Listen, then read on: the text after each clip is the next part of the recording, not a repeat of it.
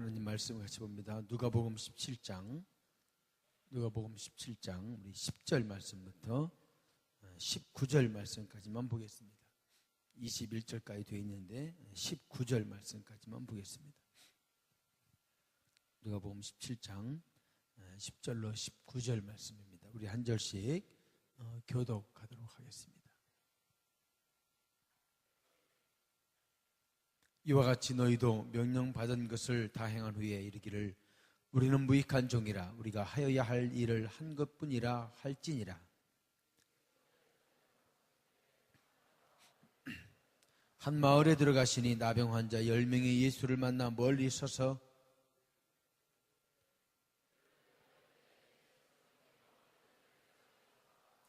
보시고 이르시되 가서 제사장들에게 너희 몸을 보이라 하셨더니 그들이 가다가 깨끗함을 받은지라.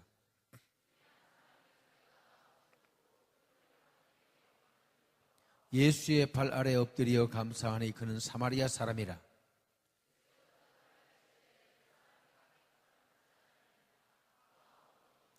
이 이방인 외에는 하나님께 영광을 돌리러 돌아온 자가 없느냐 하시고.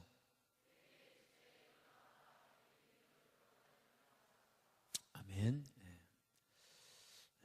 오늘 이 말씀, 오늘 이 단축 수업이라 예배도 좀 짧게 드려야 되기 때문에 좀 짧게 주의 말씀 나누겠습니다. 오늘 이 말씀 묵상하면서 우리 마음에 있는 이런저런 아픔들을 우리가 어떻게 치유받을까, 이 치유의 비결이라는 제목으로 말씀을 좀 나누겠어요. 이런 날은 예배 시간에 조는 사람은 집을 보내지 않아야 돼. 그러면 아무도 안 잘 거야. 예배 시간에 졸면 외박 금지, 뭐 이렇게 되면 아무도 안 잘 거예요. 정신을 차리고 우리 말씀 나눕시다. 이 세상을 돌아보면 세상 어디에나 있는 것이 상처라는 것입니다. 상처. 여러분들은 아직 학생이고 또 온실 속에 있기 때문에 마음에 그렇게 큰 상처를 받은 적이 별로 없을 거예요. 받아봐야 친구들하고 다투고 싸우고 또 헤어지고 이러면서 이제 오는 상처들, 어른들이 볼 때는 전혀 상처 같지도 않은 그런 상처들일 텐데, 그래도 그것도 상처인 거죠. 그것도 상처죠. 이런저런 상처들이 이 세상 어디에나 있습니다. 상처가 있기 때문에 치유라고 하는 이 단어가 필요하고, 상처가 있기 때문에 상처를 보듬어주고 감싸주는 일들이 우리에게는 필요합니다. 하나님은 그래서 가정을 주셨고, 하나님은 그래서 주변에 친구들을 주셨고, 하나님께서는 그 주변에 하나님의 사람들, 교회를 허락해 주셨습니다.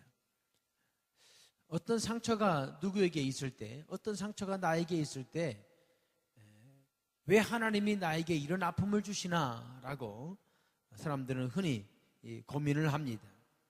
왜 하필이면 나에게 이런 아픔이 있나, 이런 생각을 하게 돼요. 그러나 그런 상처를 주시는 하나님의 목적과 뜻을 다 알 수는 없지만, 한 가지 정확한 것은 상처 받아본 사람이 다른 상처받는 사람을 치유할 수 있다는 거예요.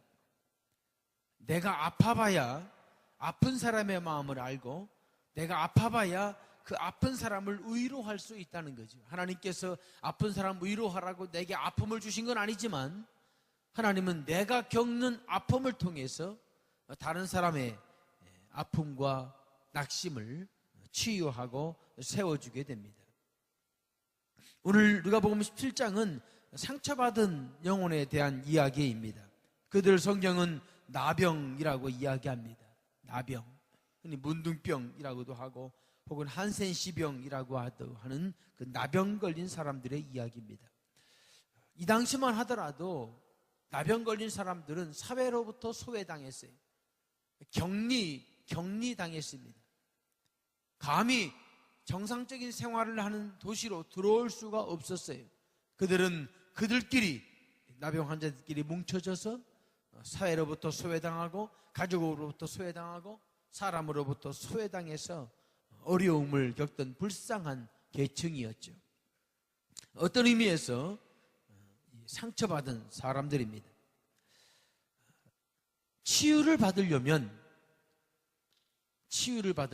우리가 제가 이 본문을 묵상하면서 깨달은 첫 번째 교훈은 내가 정말 치유받기 원한다면 같이 한번 따라합시다. 시작. 자신의 아픔을 알아야 한다. 내 병을 알아야 된다. 내 병을 알아야 내가 치유받을 수 있어요. 본문에 나오는 10명의 이 상처받은 이 영혼들은 자신이 어떤 병인 줄 알고 있었어요. 그들은 성경 말씀 쭉 읽다 보면 주님의 긍휼이 필요하다는 주님의 긍휼이 필요한 아픔을 가지고 있었어요. 성경은 그것을 나병이라고 이야기합니다. 12절에 보니까 한 마을에 들어가시니 나병 환자 10명이 예수를 만나 멀리 서서 이렇게 있어요. 멀리 서서. 왜 이들은 멀리 서 있었을까? 가까이 올 수가 없었어요. 자신들이 나병인 걸 알고 있었습니다. 나병 환자는 정상적인 사람과 적당한 거리를 유지해야만 됐어요. 그 병이 다른 사람에게 옮길 수도 있기 때문에 나병 환자들은 정상적인 사람을 가까이 만날 수가 없었습니다. 혹 만나게 되면 이 정상적인 사람이 나병 환자를 돌로 쳐 죽여도 살인이 아니었어요. 그렇기 때문에 이 사람들은 정상적인 마을에 들어올 수가 없었습니다. 이 나병이라고 불리는 이 병, 흔히 문둥병, 한센시병이라고 불리는 이 병은 어떤 병입니까? 왜 하나님은 굳이 이 나병 환자 10명의 이야기를 성경에 기록을 해놓았을까요? 요즘은 그렇게 나병도 많지 않은데 왜 하나님께서는 이 말씀을 기록을 하셔서 우리로 하여금 이 말씀을 듣게 하셨을까요? 이 문둥병, 나병이라고 하는 이 병은 한마디로 말하면 통증을 잊어버리는 병입니다. 통증을 잃어가는 병이에요. 통증이 사라져가는 병입니다. 아파야 되는데, 분명히 아파야 되는데 아프지 않은 거예요. 분명히 괴로워야 되는데 안 괴로운 거예요. 무통증, 무감각증, 이게 나병입니다. 이 병에 걸리면 사람들의 뼈마디가 점점점 삭아져서 뼈마디들이 빠지게 돼요. 나중에는 코뼈도 빠지게 됩니다. 근데 아프지 않은 거예요. 손가락 마디마디가 빠져나가는데 아프지 않습니다. 말초신경을 파괴하고 감각을 잃어버리게 해서 조직이 변형됨으로 말미암아 사지가 변형되고 파괴되는 병, 그것이 나병이에요. 근데도 통증을 느끼지 못하는 거예요. 손가락 뼈마디가 빠져나가는데 아프지 않은 거예요. 통증을 느끼지 못하는 병, 아픔을 느끼지 못하는 병, 괴로워야 하는데 괴롭지 않은 병, 그것이 나병이에요. 나병입니다. 무감각증입니다. 무통증입니다. 분명히 아파야 되는데 안 아픈 거예요. 분명히 괴로워야 되는데 괴로워하지 않는 거예요. 내 옆에 친구가 어떤 어려움을 당해도 별로 아픔이 느껴지지 않는 거지. 내 욕심과 내 생각과 내 이익과 내 쾌락에 매여 있어서 내 옆 사람의 아픔 정도는 그저 아무것도 아닌 거예요. 뉴스에도 수많은 사람들이 이런저런 일로 죽고 죽어도 별로 아프지 않은 거예요. 몇천 명, 몇백 명이나 죽어야 조금 아픔이 올까? 다른 사람의 아픔을 내 아픔으로 받지 못하는 병입니다. 지체들이 빠져나가도 빠져나가는 아픔을 느끼지 못하는 거예요. 뼈마디가 녹아들어도 그 녹는 걸 느끼지 못하는 거예요. 그래서 성경에서는 많은 사람들이 그 당시만 해도 문둥병은 하나님의 저주로 생기는 병이라고 여겼습니다. 아마 오늘 본문에 나온 10명의 이 문둥이도 처음부터 문둥이는 아니었을 거예요. 처음부터 나병 환자는 아니었을 것입니다. 살다 보니까 어느 순간 어떤 경로를 통해서 이 한센시병, 나병 균이 올랐고 옮았고 그로 말미암아 그 병을 앓게 되었을 거예요. 처음엔 그 병 걸린 것 때문에 마음도 아팠고 괴로웠을 것입니다. 어느 순간부터 통증이 사라지고 사람들이 외면하기 시작하고 자신을 사람으로 대해주지도 않고 인간 취급도 하지 않고 가족들과 멀어지고 사랑하는 사람과 멀어지고 점점점 자신이 외로워지는 거죠. 희망도 없고 소망도 없고 비전도 사라지게 됩니다. 정상적인 사람들이 자신을 멀리하기 시작해요. 꿈도 사라지고 절망만이 그들의 마음에 채워졌을 것입니다. 그런데도 점점점 감각은 더 무뎌져 가는 겁니다. 눈썹이 빠지고 손마디가 상처나고 진물이 나오고 사람 같지 않은 모습으로 살게 되는 거예요. 누구도 함께 해주지 않고 홀로 있음이 습관이 되고 그런 사람들끼리 모여서 서로 몰골이 많이 하는 사람들끼리 상처받고 사는 사람끼리 머물게 되는 것입니다. 내 마음에서 고통이 사라진다면, 내 마음에서 아픔이 사라진다면 영적인 나병에 걸렸는지도 몰라요. 내 옆에 있는 친구들이 믿음에서 떠나가는데도 불구하고 아프지 않다면, 내 옆에 있는 친구들이 교칙과 학칙을 어기고 있는데도 그것이 별로 내 마음의 고통이 아니라면 어쩌면 나는 육체적인 나병은 아닐지 모르지만 심령의 나병, 영적인 나병에 걸려서 영적인 아픔을 느끼지도 못하고 심적인 아픔을 느끼지도 못하는 무감각한 병에 걸렸는지도 몰라요. 그것은 저주입니다. 그래서 회복돼야 되는 것입니다. 회복돼야 됩니다. 내 마음이 망가지는데도 아픔이 없는 사람이 있어요. 내 도덕심이 다 깨져버렸는데도 아픔이 없는 사람이 있어요. 중고등학생으로서 하지 않아야 될 잘못된 길을 가는데도 그것이 별로 아프지 않고 오히려 그것이 자랑스럽고 오히려 그것이 자신의 쾌락을 추구하고 자신의 더 좋은 욕망을 채우는 그것이 오히려 드러내고 싶은 그런 마음에 빠지는 이상한 병에 걸린 사람도 있어요.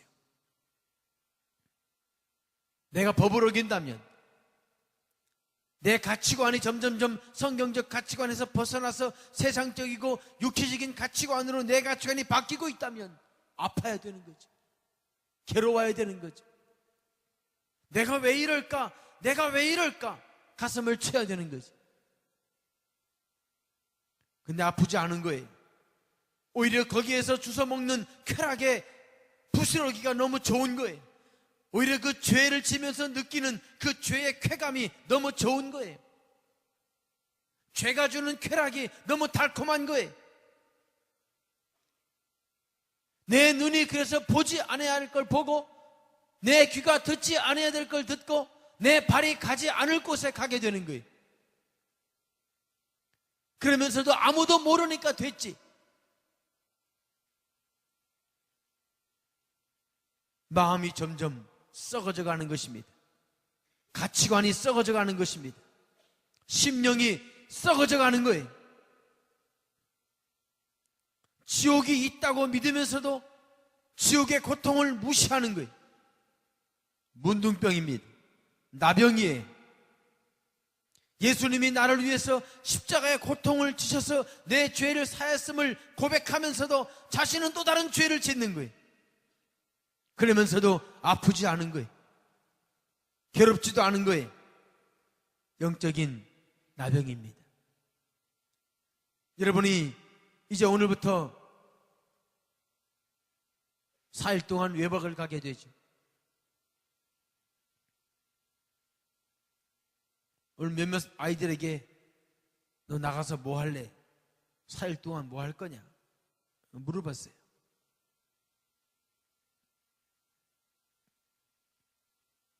여러분은 나가서 뭐 하고 오실 겁니까?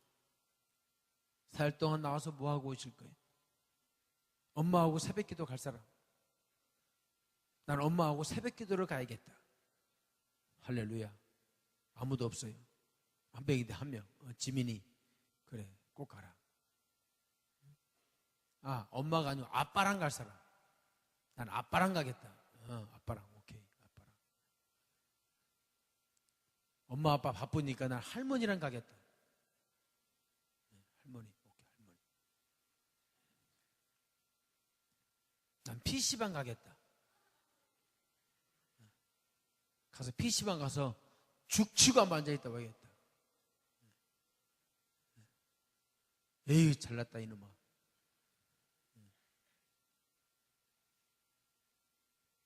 여러분, 마음이 잘못된 길을 가는데도 아프지 않다면 병 걸린 겁니다. 마음이 병 걸린 거예요. 여러분, 자신을 돌아보십시오. 두 번째로, 치유를 받으려면 같이 읽겠습니다. 시작. 주님께 나와야 고침받을 수 있다. 주님께 나와야 고침받을 수 있습니다. 원래 문둥병 환자들은 마을 밖으로 쫓겨나게 되어 있었어요. 사람과 함께하지 못하는 것입니다. 문둥병이 옮기는 병이기 때문에 그래요. 나쁜 짓은 서로 옮겨요. 여러분들 그걸 알 거예요. 여러분들이 저지르는 나쁜 짓의 대부분은 친구들한테 배운 거예요. 친구나 선배한테 배웠겠죠. 민수기 5장 2절에 보면 이런 말씀이 있어요. 이스라엘 자손에게 명령하여 모든 나병 환자와 유출증이 있는 자와 죽음으로 부정하게 된 자를 다 진영 밖으로 내보내되. 나병 환자들은 다 진 밖으로 내보냈어요. 같이 머물질 않았어요. 레위기 13장 36절에 보면 병이 있는 날 동안은 늘 부정할 것이라. 그가 부정한 즉 혼자 살되 진영 밖에서 살지니라. 이 병은 나병을 얘기해요. 나병이 있는 자들은 혼자 진영 밖에서 혼자 살아라. 언제까지? 나병이 고침받을 때까지였어요. 이 10명의 사마리아와 갈릴리 사이에 있는 이 지역에 있던 10명의 이 나병 환자는 예수님이 지나가신다는 소식을 들었을 것입니다. 자신의 병으로부터 치유되기 위해서 어떤 노력을 했을 거지만 결과를 보지 못했어요. 들려오는 소문에 의하면 예수 그리스도 그분만이 우리의 희망인 것을 이들은 알았을 것입니다. 주님이 지나가는 길목에 어쩌면 기다리고 있었을지도 몰라요. 주님을 만나야 된다는 그 한 가지 마음으로 주님을 기다렸을 것입니다. 그리고 17장 13절에 보면 이렇게 그들은 외칩니다. 같이 읽겠습니다. 시작. 소리를 높여 이르되 예수 선생님이여 우리를 불쌍히 여기소서. 우리를 불쌍히 여기소서. 좀 불쌍히 여겨 주시옵소서. 이 주님께 나오는 이 마음, 옛날 성경에 의하면 우리를 긍휼히 여기소서 그랬어요. 우리를 긍휼히 여기소서. 긍휼이라고 하는 말은 용서하지 않아도 되는데 용서하는 그것을 긍휼이라고 그래요. 용서받을 짓을 하지도 않았는데 용서하는 것, 그게 긍휼이에요. 불쌍히 여기달라는 말은 그런 뜻입니다. 내 잘못을 다 덮어주시고 좀 우리를 도와달라는 뜻이에요. 주님께 나오는 사람들, 주님 안에 있는 사람들은 자신의 약한 마음, 추한 마음, 더러운 마음, 탁한 마음 회복받게 됩니다. 여러분의 마음이 맑고 깨끗하고 순수하고 정결하게 유지되려면 주님 앞에 나오셔야 돼요. 주님 앞에 나오셔야 됩니다. 아니, 주님 앞에서 사셔야 돼요. 항상 주님과 함께 사셔야 됩니다. 임마누엘이라고 하죠. 임마누엘.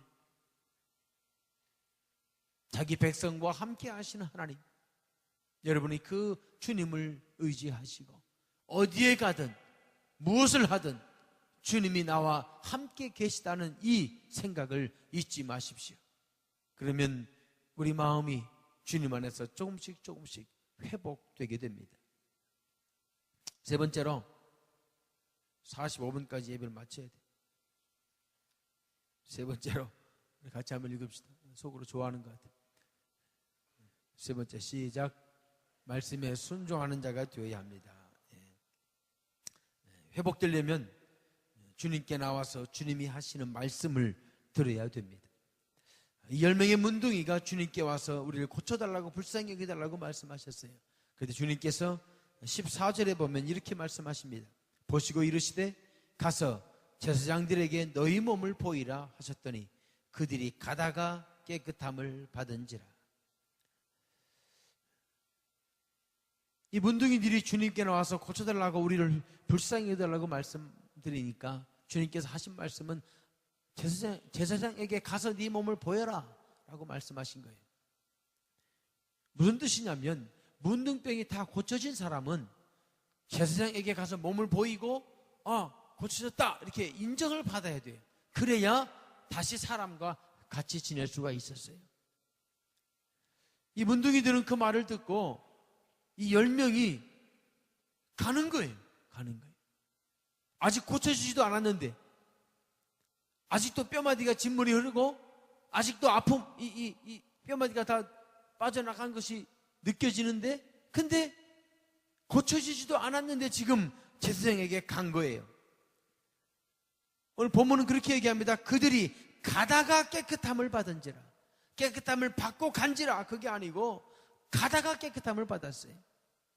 순종입니다. 순종은 주님이 주시는 말씀을 내 상황과 상관없이 그대로 따라가는 것이, 행하는 것이 순종이에요. 내 상황과 내 여건과 내 조건을 따지다 보면 순종은 나하고 멀어지게 됩니다. 회복은 말씀에 대한 순종에서 일어나게 되고, 순종하는 자에게 기적은 언제나 찾아오게 됩니다. 그리고 순종으로 인해서 얻은 그 기적은 감격이 되고 감동이 되고 인생의 힘이 되고 능력이 되는 것입니다. 아무것도 할 수 없는 자가 순종을 통해서 어떤 것도 할 수 있는 자가 되는 것입니다. 사람들과 함께 할 수 없던 자가 순종을 통해서 사람들과 함께 할 수 있는 자가 되는 것입니다. 회복되는 것입니다. 이제 그 사람들은 비전도 가질 수 있고 꿈도 꿀 수 있을 것입니다. 사랑하는 사람을 만날 수도 있고 자신이 하고 싶은 것을 열심히 할 수도 있었을 것입니다. 왜냐하면 회복됐기 때문입니다. 회복됐기 때문에. 여러분의 마음이 어떠한지 여러분 자신의 마음을 돌아보십시오. 하나님께서 우리의 마음은 모두가 다 치유되어지고 회복되어져서 많은 사람들을 사랑하고 섬길 수 있는 마음이 되기를 원하십니다. 어느 틈엔가 세상에서 무감각한 마음이 돼서 아픈 걸 아파하지 못하고 괴로운 걸 괴로워하지 못하고 말씀과 상관없는 말씀을 그냥 그렇게 넘겨버리는 타락되어져가는 가치관과 잊혀져가는 도덕적인 기준도 다 무시해버리고 살아가는 그런 마음이 됐을지 모르지만 회복되어야 됩니다. 감각을 가지셔야 됩니다. 아픈 걸 아파할 줄 알고 괴로운 걸 괴로워할 줄 알아야 돼요. 그 마음이 되었을 때 하나님께서는 그 마음을 통해서 영광 받으시는 것입니다. 비록 10명 중에 한 명이 돌아와서 하나님에게 감사하고 영광을 돌렸지만 회복된 사람은 언제라도 주님 앞에 나와서 영광 돌릴 수 있는 사람이 되는 것입니다. 여러분께서 여러분 자신의 마음을 돌아보시고 이번 외박 기간 동안에 죄 짓지 마세요. 죄 짓지 마세요. 자신들이 할 것 잘 감당하고 오시기 바랍니다. 여러분 자신들의 마음을 잘 돌아보고 올 수 있는 은혜가 여러분에게 있어지기를 주의 이름으로 축원합니다.